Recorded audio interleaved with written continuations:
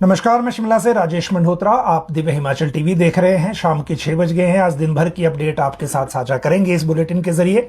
विधानसभा का मॉनसून सत्र चल रहा है और आज के बाद अगला 2 दिन ब्रेक है। फिर मंडे को आखिरी दिन था, लेकिन आज मॉनसून सत्र में एक्सटेंशन हो गई है और अभी तक की जो चर्चा है उसके मुताबिक 1 दिन और विधानसभा का सत्र जो है एक्सटेंड हुआ है। मतलब 9 सितंबर की जगह जो खत्म हो रहा था, अब 10 सितंबर को विधानसभा का बजट मॉनसून सत्र खत्म होगा।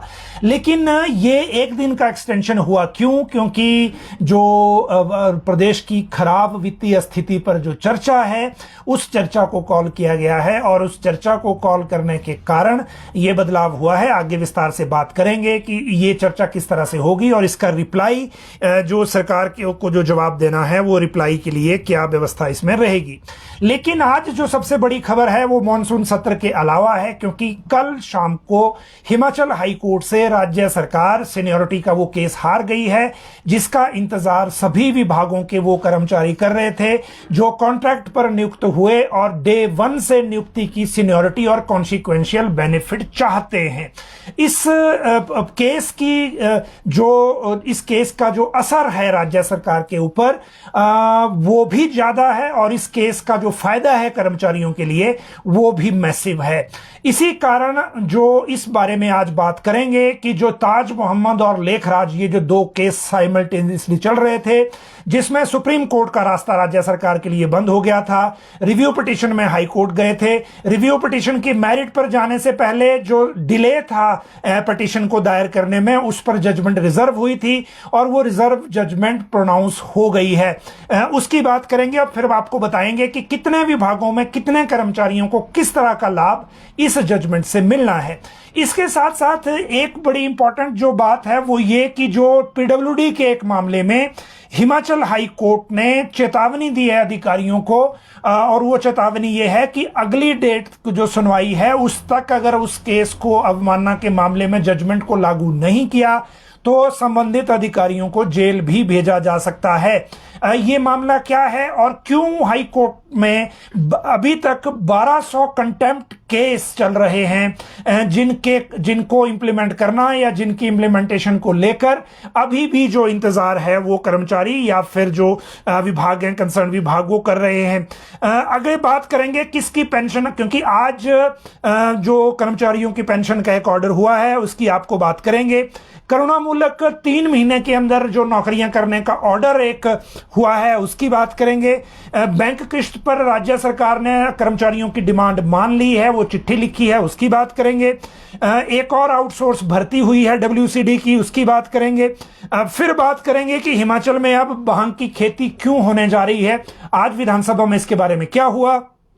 एक अपडेट प्राइवेट यूनिवर्सिटी और मेडिकल यूनिवर्सिटी पर शिकंजे को लेकर है। जो लोग लापता हैं पिछले 2 साल में, 41 लोग अभी डेड बॉडीज मिली नहीं हैं जो प्राकृतिक आपदाओं का शिकार हुए हैं। उनके डेथ सर्टिफिकेट को लेकर राज्य सरकार क्या करेगी। महिलाओं के 1500 को लेकर आज विधानसभा के अंदर बहस क्यों हुई है। राज्य में कैंसर मरीज टोटल कितने हैं, क्योंकि ये मामला बढ़ रहा है लगातार। ड्राइंग मास्टर और जल रक्षकों ने अलग अलग तरह से अपनी बात रखी है आज यहां पर विधानसभा में आके, विधानसभा के बाहर आके। और HPU ने PhD की एडमिशन को लेकर एक नोटिस जो है वो दिया है। उस नोटिस की भी बात करेंगे कि वो क्या है, एडमिशन से रिलेटेड नोटिस कब से शुरुआत होगी। तो इन सारी चीजों को आज हम इस बुलेटिन के जरिए लेंगे और साथ में कल जो एक बात हुई थी उसकी भी बात करेंगे। वो था 939 और 903 वाला मामला, जिसको लेकर मैंने आपको एक जानकारी दी थी कि जो आया था नीचे से केस राज्य चयन आयोग से रिजल्ट घोषित करने को लेकर। तो बहुत सारे अभ्यर्थी हमारे ये कह रहे हैं कि कैबिनेट सब कमेटी से ये तीनों पोस्टें पोस्ट कोड 817 मिलाकर अप्रूव हुए थे। उसके बाद सिर्फ रिजल्ट घोषित होना था, इसमें विजिलेंस का कोई एंगल नहीं था, ऐसा कुछ अभ्यर्थी कह रहे हैं। तो पहले तो मैं 2-3 चीजें इसमें क्लियर कर दूं, क्योंकि कल हो सकता है कि क्लैरिटी इसमें ना हुई हो या मतलब प्रॉपरली ये मामला समझ में ना आया हो। तो इसमें बात ऐसी है कि 903 और 939 में जो अभी तक का मामला है उसमें ये हुआ है कि इस मामले में जब भेजा गया था राज्य चयन आयोग को, तो कैबिनेट से अप्रूवल जरूर हुआ था कैबिनेट सब कमेटी के जो रेफरेंस है उसके बाद, लेकिन उसमें जो चिट्ठी गई है कैबिनेट से, उसमें चिट्ठी गई है कि जांच एजेंसी जो है टोटल पोस्ट कितनी होल्ड करनी है। अगर विजिलेंस में इंक्वायरी चल रही है 939 का अलग है और जो 939 है उसका अलग है, तो उसके बारे में राज्य चयन आयोग विजिलेंस से एक बार कंसल्ट कर ले, तो क्योंकि पोस्ट उतनी फिर होल्ड होगी, तो उसके बारे में पूछना था।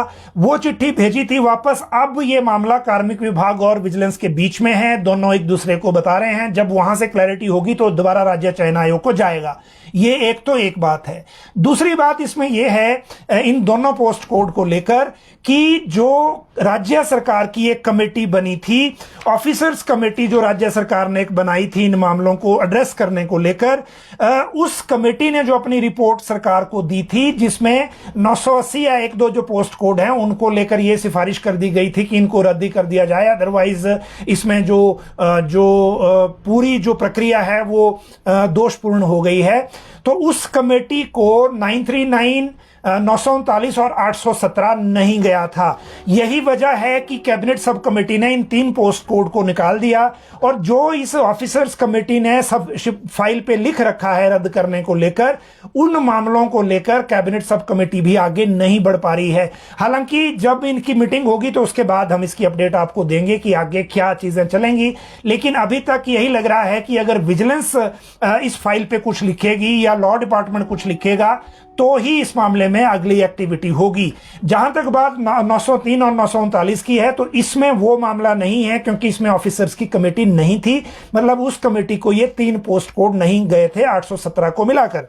अब बात करते हैं एचपीयू की, जो एक पीएचडी की एडमिशन है उसको लेकर। आज ये इनका नोटिस निकला है। एचपीयू बिना एंट्रेंस के जो पीएचडी के लिए आवेदन मांगे गए हैं, 28 विभागों में सीटें भरी जाएंगी। 27 सितंबर तक इसके लिए आवेदन कर सकते हैं, और ये कल आप विस्तार से दिव्य हिमाचल में इस बारे में खबर भी देख सकते हैं। जहां तक ड्राइंग मास्टर की बात है पोस्ट कोड 980 की, तो ये आज शिमला आए थे और रिजल्ट में देरी होने से गुस्सा है। इन्होंने कहा है कि कैबिनेट सब कमेटी की बैठक बुलाई जाए और उनको भी इस बैठक में बुलाया जाए, उनके प्रतिनिधियों को, ताकि ये बात कर सकें।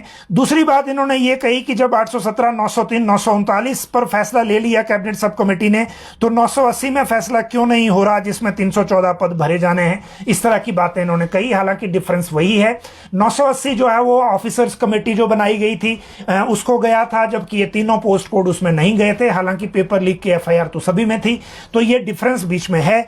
और इसके बाद क्या होगा, ये जब कैबिनेट सब कमेटी मीटिंग करेगी तो ही पता चलेगा कि ये किस तरह की व्यवस्था आगे इसमें रहने वाली है। जहां तक बात जल रक्षकों की है, आज ये विधानसभा के बाहर आए थे। एक तो 6 महीने से इनको मानदेय नहीं मिला, ये कह रहे थे। दूसरा इन्होंने एक बात कही कि जो 12 वर्ष पूरा करने वाले हैं उनको नियमित करने की मांग की, और जो 12 साल की जो शर्त है उसको घटाकर 8 साल करने को लेकर बात कही है इन्होंने। और इसीलिए इन्होंने आज प्रदर्शन भी किया, बैरिकेड्स हटाने की भी कोशिश की जहां ये आए थे वहां पर, और अपना गुस्सा जो है वहां प्रदर्शित उसी तरह से किया है। अगली बात इसके बाद हमारे सामने अभी मामला है वो है जो कैंसर के मरीज हैं हिमाचल में उसका, और उसके बाद करेंगे महिलाओं के 1500 को लेकर जो बहस है आज विधानसभा के अंदर जो हुई। देखिए, एक बात बड़ी इंपॉर्टेंट है कि जो आज फिगर एक रिटर्न में सरकार की तरफ से रखा गया वो तो कैंसर मरीजों को लेकर है, लेकिन 2 दिन पहले जो हिमाचल हाईकोर्ट से ऑर्डर हुआ था, चमियाना सुपर स्पेशलिटी जो चल रही है वहां पर सड़क क्योंकि प्रॉपर नहीं थी, तो हाईकोर्ट ने कहा था कि जब तक ये सड़क नहीं बन जाती अगली सुनवाई तक जो चमियाना सुपर स्पेशलिटी है उसको आईजीएमसी से ही रन किया जाए। आज स्पेशल सेक्रेटरी हेल्थ से ये ऑर्डर हो गया है कि जो चमियाना की ओपीडी है सुपर स्पेशलिटी की, 11-12 विभाग हैं ये आईजीएमसी में चले, तो अब मंडे से ये आईजीएमसी में ही पूरी तरह से रन करेंगी, ऐसा आज ऑर्डर हो गया है। लेकिन जो कैंसर के मरीज हैं इस पर ध्यान देने की जरूरत है। पड़ोसी राज्य पंजाब में आपको पता है कैंसर के केसेस बहुत हैं, और हिमाचल में भी ये लगातार बढ़ रहे हैं। प्रेजेंटली 33,000 जो मरीज हैं हिमाचल में रजिस्टर्ड हैं जो कैंसर का इलाज करा रहे हैं। इनमें सबसे ज्यादा 19,135 टांडा मेडिकल कॉलेज में हैं, और 11,343 आईजीएमसी मेडिकल कॉलेज में इलाज करा रहे हैं। और बाकी जो हमारे मेडिकल कॉलेज हैं सरकारी वाले, जो बाकी जो फिगर है वो उनमें है, लेकिन उनमें कम है। लेकिन ये इतना जरूर है कि इस फिगर से ये तो लगता है पता कि हिमाचल में भी ये जो बीमारी है जानलेवा है, क्योंकि और इसीलिए इसका जो फिगर है उस पर नजर रखने की जरूरत है। इसके बाद सेब को लेकर भी आज अंदर बात हुई। सेब के आयात शुल्क को लेकर आरोप ये लगाया गया कि प्रधानमंत्री मोदी जब यूएस से आए हैं तो यूएस से आने के बाद उन्होंने जो 50% आयात शुल्क है उसको और कम करने को लेकर कहा है। हालांकि अभी ऑर्डर नहीं हुआ है। कुलदीप राठौर ने यह मामला उठाया था। जवाब में जो मामला बात चली गई सेब के रेट को लेकर, जो कांग्रेस की गारंटी थी, उसमें जवाब ये दे दिया जो जगत सिंह नेगी ने कि उन्होंने गारंटी में इसलिए कहा था कि लोग रेट तय करेंगे क्योंकि प्रधानमंत्री ने पहले वादा कर रखा था कि वो इंपोर्ट ड्यूटी बढ़ाएंगे। उस पर विधानसभा के अंदर विपक्ष ने एक तरह से हंसी का मजाक भी बनाया। लेकिन बलबीर वर्मा ने कहा कि जो आयात शुल्क है 100 से 50% किया था जब जो आनंद शर्मा मंत्री थे भारत सरकार में, क्योंकि डब्ल्यूटीओ का जो एक एग्रीमेंट था उसके कारण हुआ था। ये उस तरह की बहस आगे चली रही। इसके साथ जो इंपॉर्टेंट आज था वो महिलाओं के 1500 को लेकर था। सवाल पूछा था बीजेपी के कई विधायकों की तरफ से, बहुत सारे विधायकों के इसमें नाम थे जिन्होंने सवाल पूछ रखा था। और इसमें सुखराम चौधरी, राकेश जम्वाल, रणधीर शर्मा, पवन कुमार काजल, विनोद कुमार संयुक्त रूप से सवाल पूछा था। जवाब में कर्नल धनीराम शांडिल ने बताया कि अभी तक 28,249 महिलाओं को ये दिया गया है। 22 करोड़ अब तक इस पे खर्च किए गए हैं। 2 लाख से ज्यादा ऐसी महिलाएं हैं जिनको पहले 11-1200 मिल रहा था। बुजुर्ग महिलाएं जो हैं उनका भी 1500 कर दिया गया है। और जो नए आवेदन हैं वो करीब 8 लाख के आसपास आवेदन है। अगर मैं प्रिसाइज जानकारी आपको दूं तो इसमें जो फिगर है 7,88,784 है। करीब 8 लाख के आसपास के आवेदन अभी तक हैं। और इन आवेदनों पर फैसला, आपको पता है कि सरकार ने एसओपी जारी कर दी थी कि जो ग्राम सभा है उसमें पहले वेरिफिकेशन होगी। और ग्राम सभा बाई लेटेस्ट जो है वो ग्राम सभा 2 अक्टूबर को गांधी जयंती के आसपास आने वाली है। उससे पहले अगर सरकार करना चाहेगी इन आवेदनों को लेकर तो वो बात अलग है। लेकिन मंत्री ने जो विधानसभा के अंदर कहा वो ये कहा कि जो पात्रता के नियम है वो क्लियर हैं, उन पात्रता के नियमों के अनुसार इनकी स्क्रीनिंग होगी। दूसरी बात उन्होंने कही कि एक परिवार में एक ही महिला को दी जाएगी, ये भी उन्होंने क्लियर कर दिया। और तीसरी बात इसमें यह कही मंत्री जी ने कि अगर ये उपचुनाव नहीं होते जो फिजूल में सरकार के ऊपर थोपे गए विधानसभा के लोकसभा चुनाव के साथ या फिर उसके बाद भी 3 के हुए, तो हम कब तक ये स्क्रीनिंग वगैरह कंप्लीट कर लेते। और इसी कारण इसमें देरी भी हुई। तो ये 1500 को लेकर चीजें कही गई।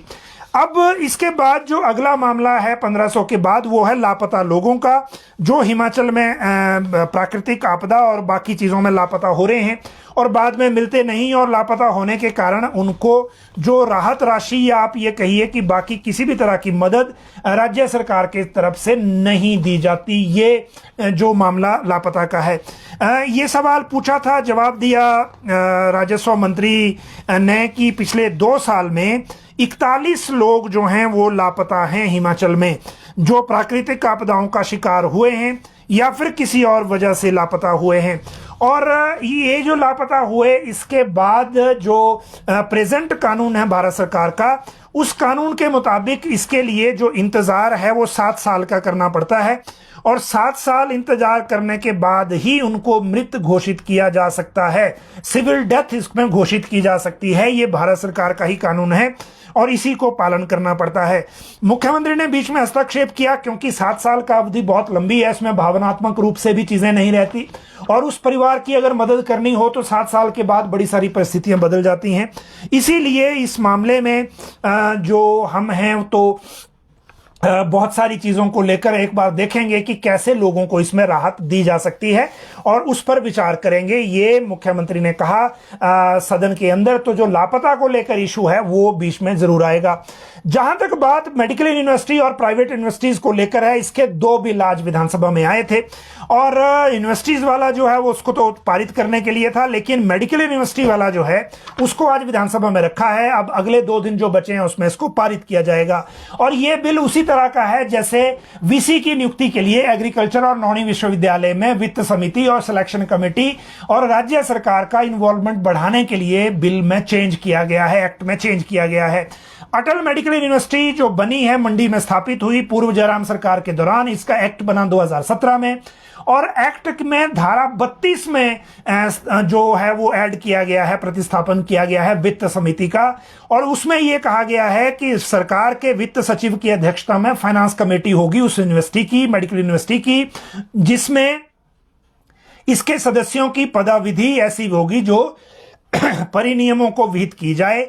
पदों का सृजन, उन्नयन या भर्ती और प्रमोशन जो आरएनपी रूल की वो हैं, और पुनरीक्षण से लेकर सेवा शर्तें सब ये वित्त समिति में रखे जाएंगे। यही अप्रूव करेगी राज्य सरकार से विचार और अनुमोदन को के लिए प्रस्तुत करने के बाद।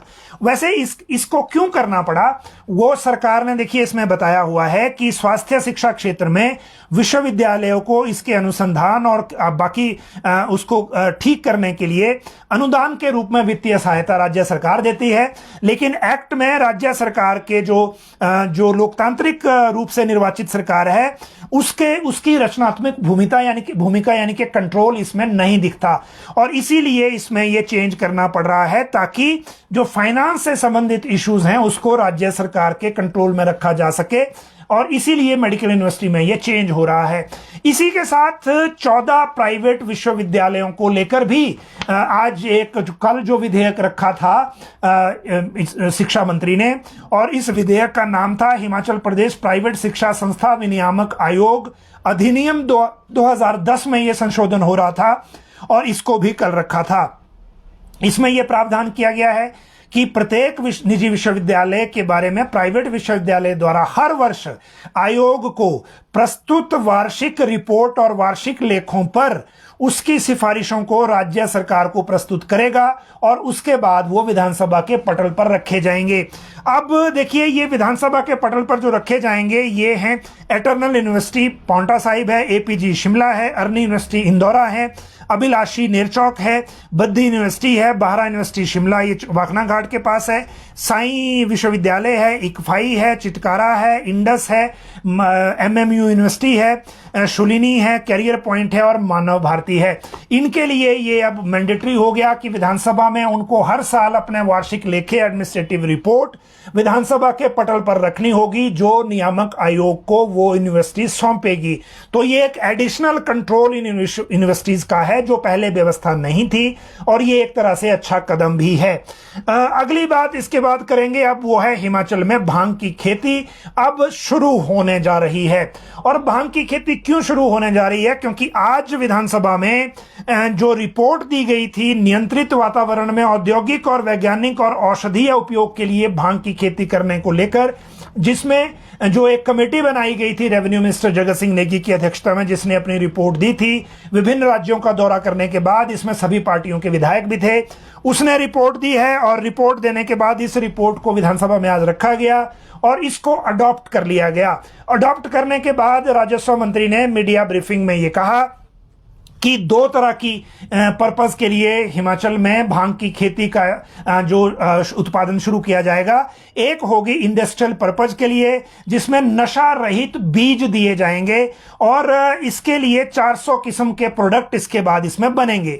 दूसरी खेती होगी नशे वाले बीज जो होंगे उनकी, और ये दवाओं और औषधीय प्रयोजन के लिए इस्तेमाल की जाएगी। ये ओपन में नहीं होगी और इसके लिए जो पहले से कंट्रोल्ड होगी, जैसे ओपीएम की खेती की जाती है, और लोग ऐसा चाहते हैं। इसके लिए यह प्रस्ताव अडॉप्ट किया गया है क्योंकि अब इसमें राज्य सरकार आने वाले दिनों में पॉलिसी डिसीजन लेगी, एनडीपीएस के रूल्स में बदलाव किया जाएगा, एसओपी बनाई जाएगी और संबंधित जो अमेंडमेंट्स हैं वो इसमें किए जाएंगे।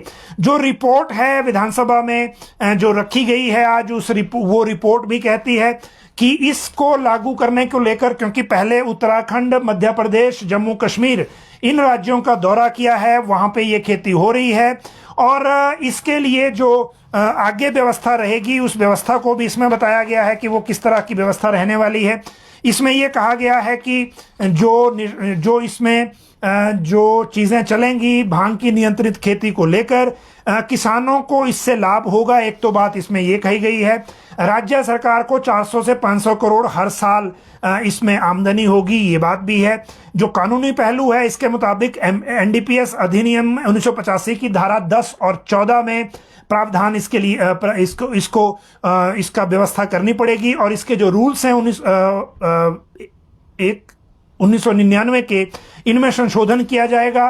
संशोधन करने के बाद जो इसकी व्यवस्था की जा सकती है, और इसके लिए स्पेशल एक ऑर्डर पारित करना पड़ेगा, और ऑर्डर पारित करने के बाद इसके लिए जो एरिया है वो आइडेंटिफाई करना पड़ेगा, बीज बैंक बनेगा, और जियो टैगिंग होगी उस भूमि की, राजस्व लैंड की, जहां पर इसकी अनुमति दी जाएगी। अनुसंधान के लिए अलग से जो अभियान और सारी चीजें इसमें करनी पड़ेंगी, और विशेष कर्मचारी एक्साइज एंड टैक्सेशन में इसके लिए नियुक्त किए जाएंगे। तो आने वाले दिनों में आप ये भी देख सकते हैं कि हिमाचल में भांग की खेती को एक तरह से लीगल तरीके से शुरू करने की व्यवस्था राज्य सरकार कर रही है। अब ये सिर्फ जो आर्थिक स्थिति खराब है स्टेट की, उसको नजर से हो रहा है, या फिर कोई और वजह है? क्योंकि एनडीपीएस में जो कहीं ये कॉन्ट्राडिक्टरी ना हो जाए, ये संकट अभी तक जरूर है।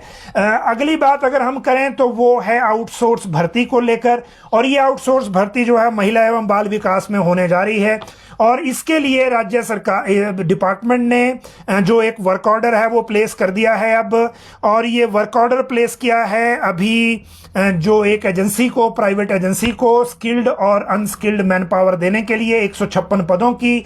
इसमें centre administrator, case worker, paralegal personal, paramedical personal, psycho social counsellor, office assistant, multipurpose staff, security guard, night guard, इस तरह के जो पद हैं 156 पद देने को कहा गया है। ये messrs corporate care, middle market sector 2 new Shimla, ये पता नहीं कौन सी एजेंसी है जिसको ये काम अब दिया गया है।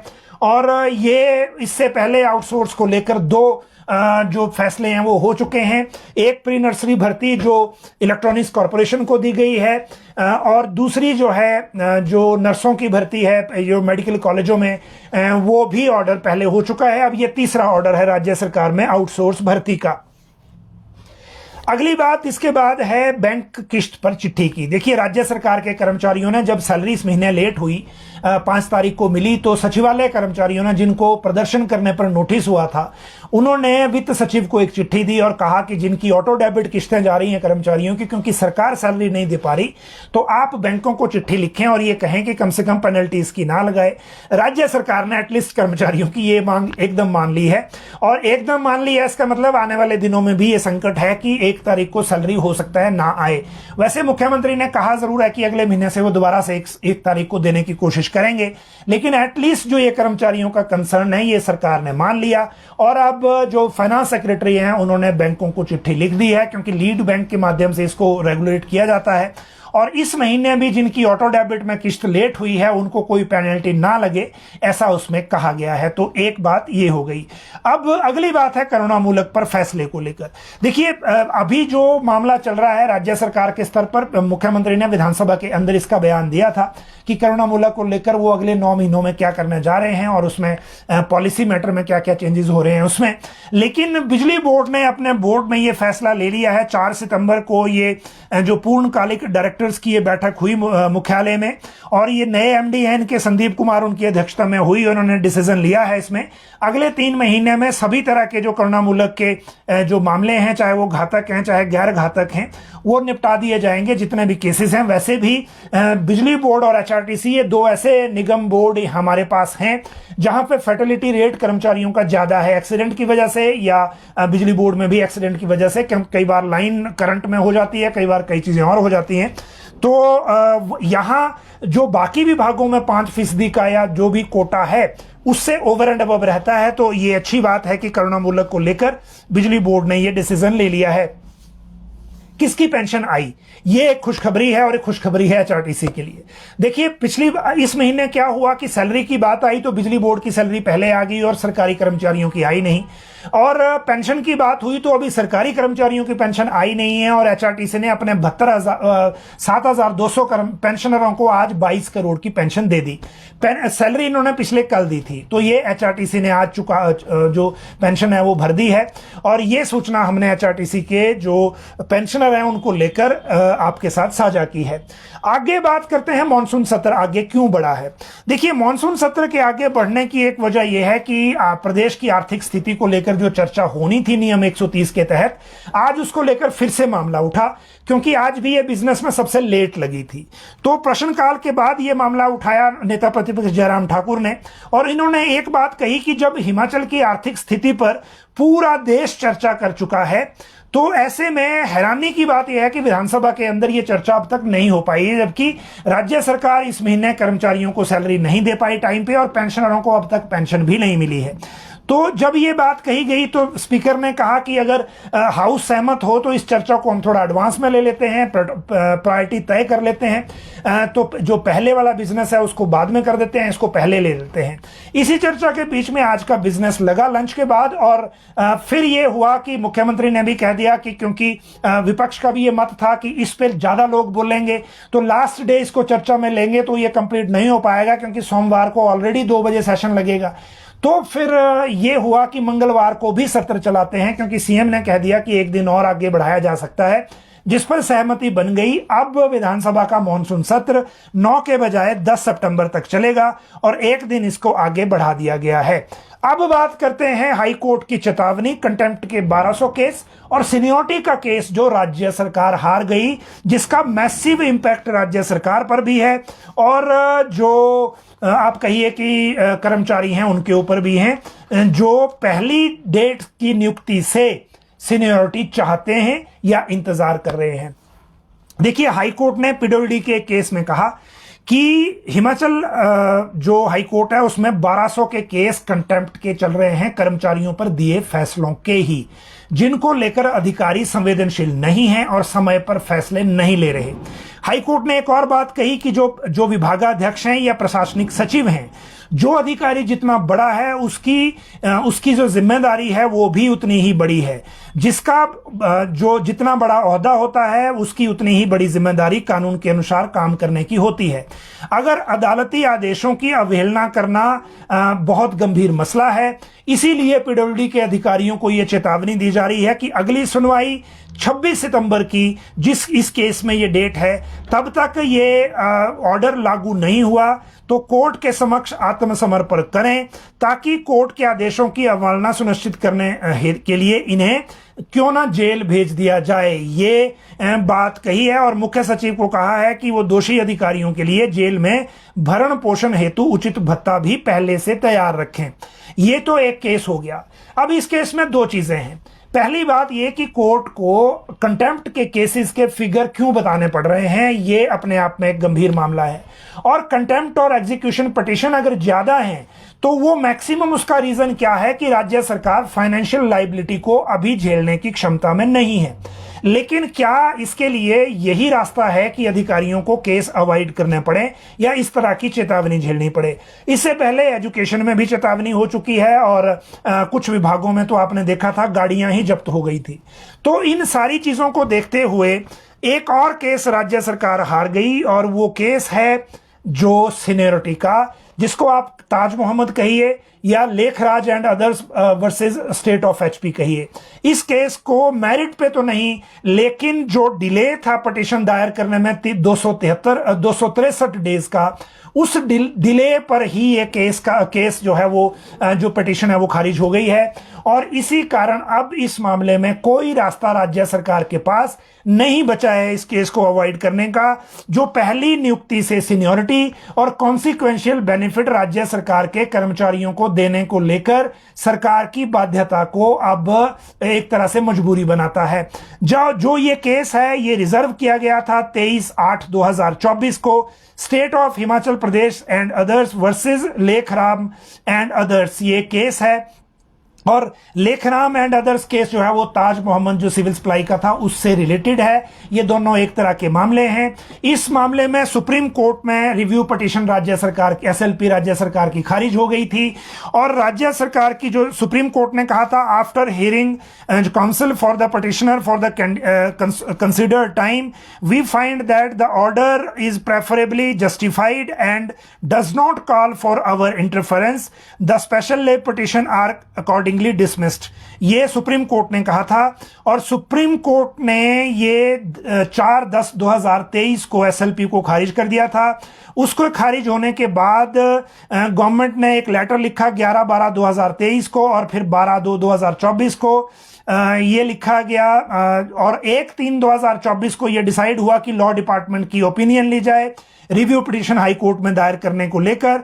फिर जो डिपार्टमेंट जो है एडवोकेट जनरल को केस आया, वहां से डिसीजन जो रिव्यू पिटीशन फाइल करने का हुआ 28 मार्च 2024 को और फाइनली 6 अप्रैल 2024 को 263 दिन के डिले के बाद रिव्यू पिटीशन फाइल की गई। और रिव्यू पिटीशन फाइल करने के बाद जो एप्लीकेंट्स है स्टेट यानी कि राज्य सरकार की ओर से सेक्शन 5 जो इंडियन लिमिटेशन एक्ट का है 1963 का, उसमें जो ये डिले है इसको कंडोन करने के लिए एप्लीकेशन डाली गई और इसका ऑब्जेक्शन किया पिटिशनर्स ने, जो लेखराम का वकील है उसने। और इसके बाद सुप्रीम कोर्ट ने देखिए क्या कहा।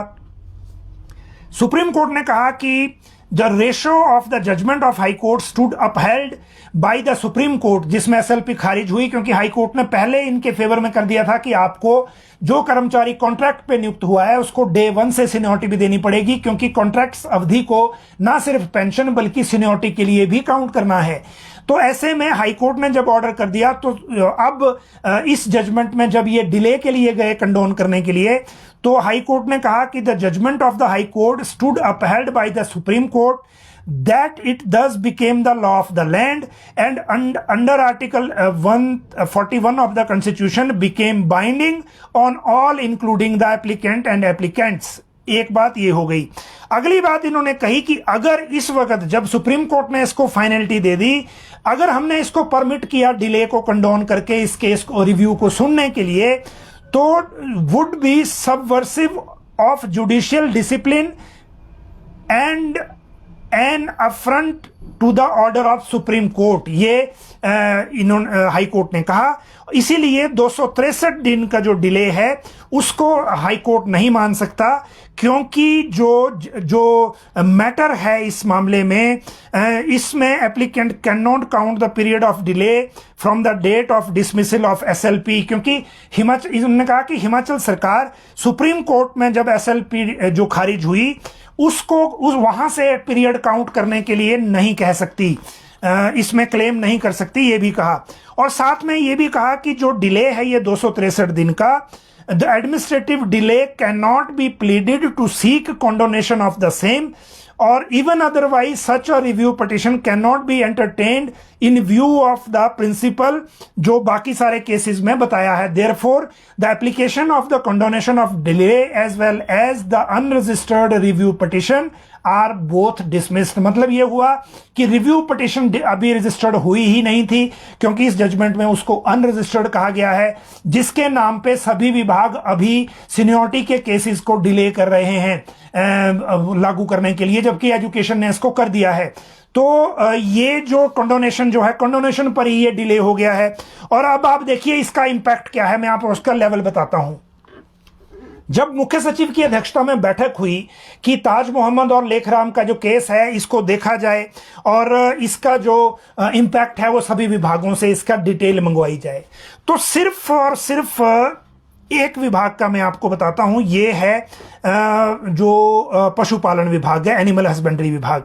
एनिमल हस्बेंड्री विभाग ने ताज मोहम्मद और लेखराज केस जो है इसका इसका जो इंपैक्ट है, जो सीनियोरिटी, प्रमोशन और बाकी सारी कॉन्सिक्यूशनल बेनिफिट का, तो इन्होंने टोटल केसेस का जो फिगर बताया है वो 224 करोड़ की लाइबिलिटी सिर्फ पशुपालन विभाग की है, जो छोटा सा डिपार्टमेंट है। और इस लाइबिलिटी में से 70% लाइबिलिटी सिर्फ जो ये ताज मोहम्मद और लेखराज केस इसी की है। तो आप समझ सकते हैं जब पशुपालन विभाग में ये 224 करोड़ का फिगर है। तो एजुकेशन जहां 1 लाख कर्मचारी है, हेल्थ डिपार्टमेंट, पीडब्ल्यूडी डिपार्टमेंट, जो बड़े बड़े डिपार्टमेंट हैं, उनमें ये पेंडेंसी क्या होगी, और क्या राज्य सरकार इस स्थिति में जब सैलरी का भी संकट है, इस तरह के मैटर जो है वो लेने, इस तरह के जो फैसले हैं इनको लागू करने या इनको इंप्लीमेंट करने की स्थिति में है कि नहीं। ये अलग अलग सवाल हैं, आप अलग अलग तरह से इनको देख सकते हैं। लेकिन आज जो मामला है वो सिर्फ और सिर्फ है जो हमारे सामने जजमेंट का, और जजमेंट इसके बाद अब क्योंकि ये रिव्यू पिटीशन तो टिकी नहीं और ना रजिस्टर हो पाई, और वैसे जो कंडोनेशन ऑफ डिले है वो हो नहीं पाया और इसके लिए डिसमिस हो गया केस। अब सरकार के पास आगे ऑप्शन क्या है, उसको लेकर क्या डिसीजन होता है, उसकी जानकारी फिर जैसे ही मामला सामने आएगा तो आपको देंगे।